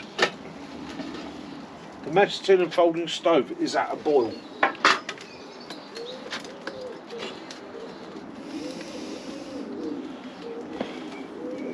I'm going to let that run a little bit longer. In fact, no, I'm not. It's done its job.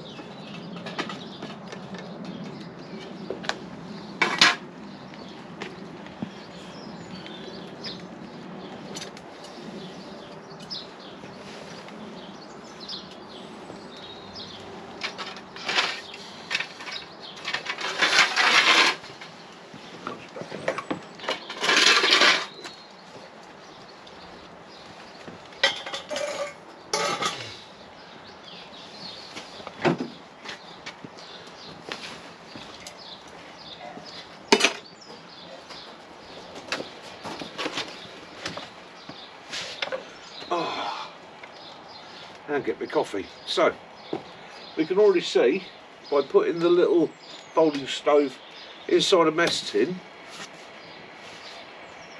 it's slightly warm there, but it's not hot enough to ignite.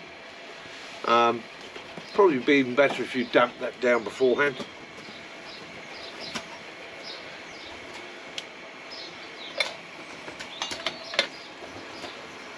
Do excuse the background noises. There appears to be a pigeon orgy going on in the neighbour's garden.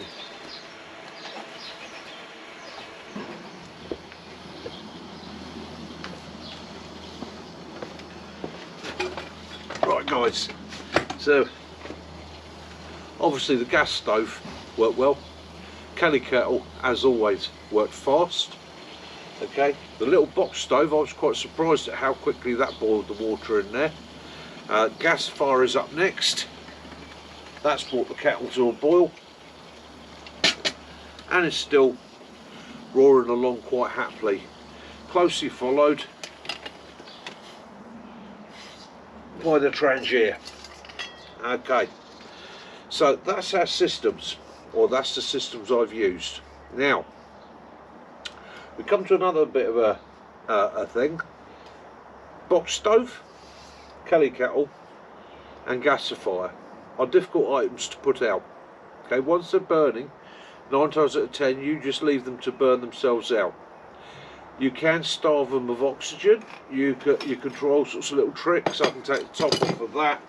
I can take something that is going to cover the top of that, possibly the bottom of that kettle. Place that on there. Starve that of oxygen. Okay, that'll put it out. Doesn't cool it down straight away, but it will stop the fire from burning. Obviously, the great benefit of the Trangier, you got the snuffer ring, so you can snuff that out, and within 10 minutes or so that's cold. Let's see if that's worked. Take that off of there. Yeah, got a little bit of smoke, but that is now out. So the gasifier stove is out. I'll lift the gasifier stove down, place that somewhere safe where it's not going to set fire to the ground. We'll have a look underneath that. Now, because I'm using pellet, there's not much in the way of ash, and because I've placed the foil underneath it, again, it's not been a crisp to the ground. I would say I would always be cautious about that, because I have found in the past that I've singed ground using the gasifier stove. However, as with all things, with a little bit of common sense and a little bit of thought, you'll be okay. And as we can see, the Kelly kettle did its thing. It's the hottest burning of them all. It burnt a ring on the ground. Okay, so that's some tips on fire safety. Get out there, summer is coming. Don't excuse the smoke. Summer is coming. Get out there, enjoy yourselves. Guys, just always be aware, okay? One spark is all it's ever going to take, whether it's an ember floating away from your fire, whether it's the fact that you've set fire to the ground and haven't even realised it, okay? A little bit of peat will burn for days, okay? You're not always going to see clues. Just, I'm not saying don't do it. I'm saying go out there, think about it, be safe. Okay? So at the end of the day, those are my flame systems. Now, I've got one other thing to show you. Alright, so guys, one last thing to show you. One last trick. Okay? So at the end of the day, if you're in a survival situation, excuse the neighbour with his wheelie bin. Start again.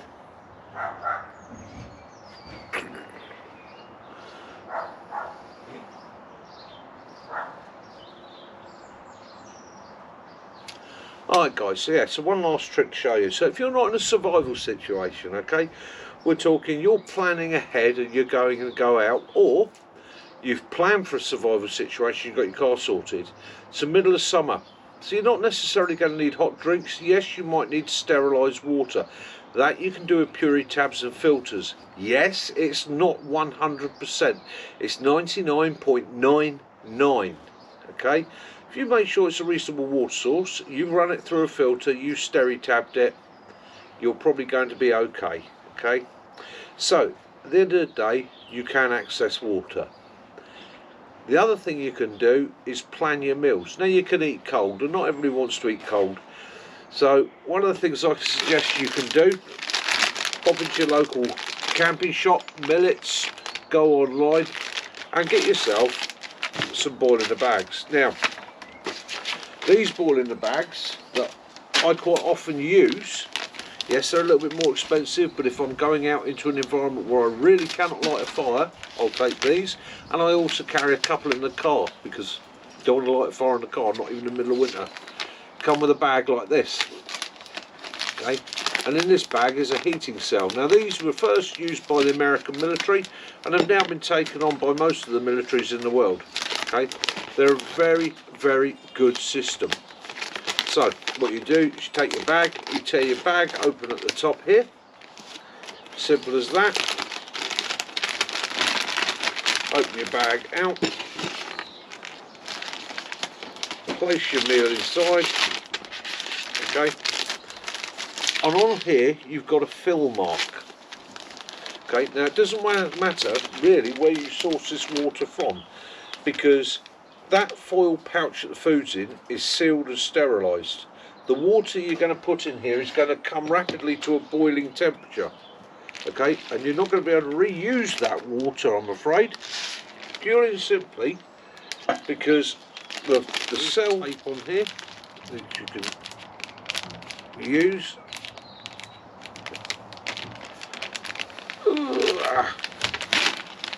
Take the tape, fold it over, seal it. There we go, starting to go. Hold it away from yourself, and you can see the pressure building in there already. The water's boiling. Nearly it's cooking. Now these make a brilliant heat source. But it really is hot, you don't want to put your hands on it. They make a brilliant heat source. Okay, you could use that to dry out a pair of socks, you could use it to warm an environment, you could use it to sort out and thaw out your hands, okay, as well as heating your food. What you cannot do is drink that water. Okay, that water has been in the chemicals or reacted with the chemicals, and it does make it mildly toxic.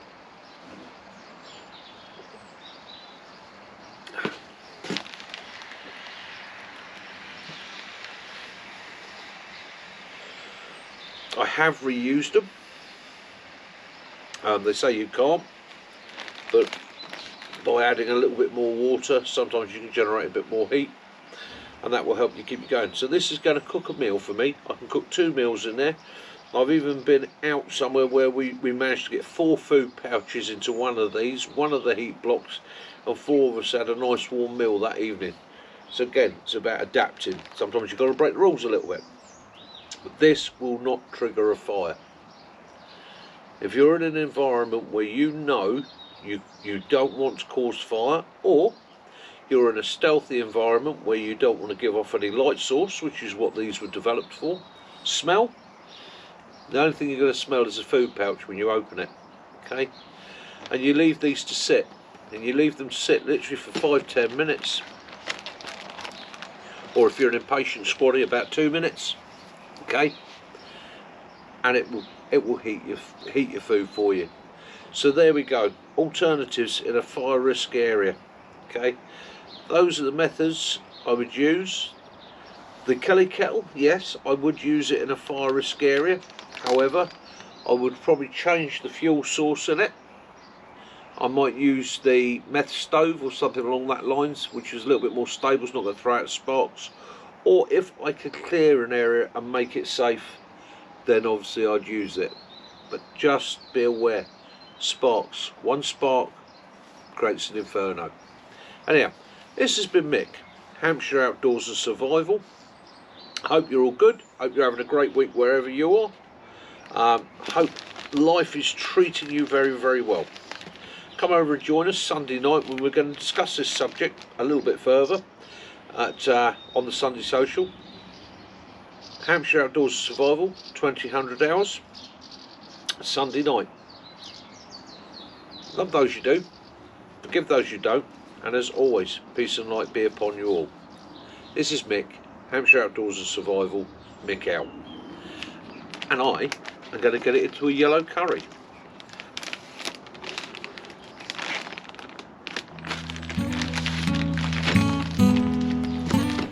And I've got something to warm my feet up. Warm my feet up if I wanted to. So.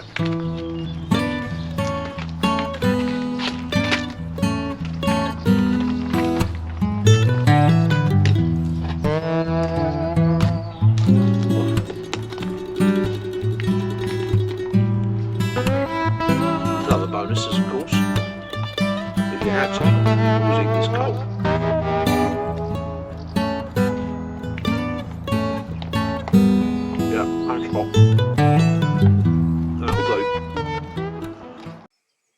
Hi guys, this is Mick here. I really do apologise for missing this evening. However, I will let you all know about it next week and give you an update, hopefully.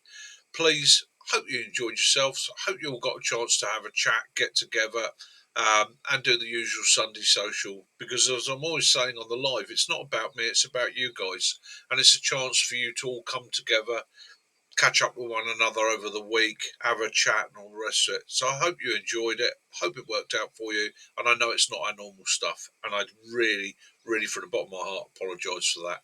Normal services will definitely resume next Sunday, 2000 hours. This is Mickey, Hampshire Outdoors and Survival. Have your adventures this week. Have an awesome week. Get outside. Do something wild. Do something fun. Enjoy yourselves. Love those you do. Forgive those you don't. And as always, may peace and light be upon you all. Till next time, Mickey out.